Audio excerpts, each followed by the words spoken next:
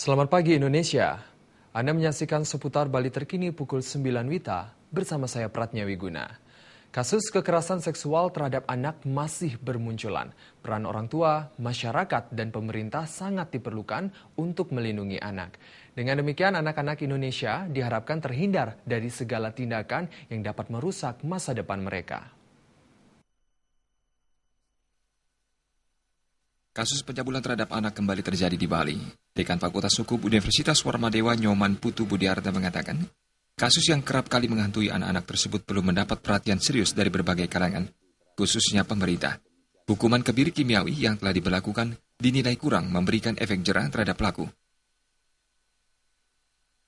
Kejahatan seksual itu terjadi terhadap anak sedemikian rupa masifnya, dahsyatnya, sehingga ini akan membawa sebuah tekanan psikologis yang hebat terhadap perkembangan anak itu sendiri.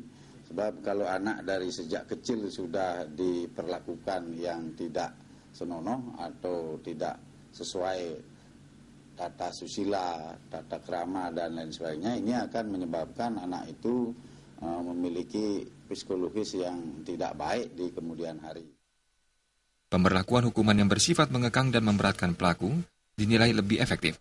Tindakan tegas terhadap pelaku sangat diperlukan untuk menyelamatkan dan melindungi seluruh generasi penerus bangsa Indonesia. Alit Putra dan Murawira, Bali TV.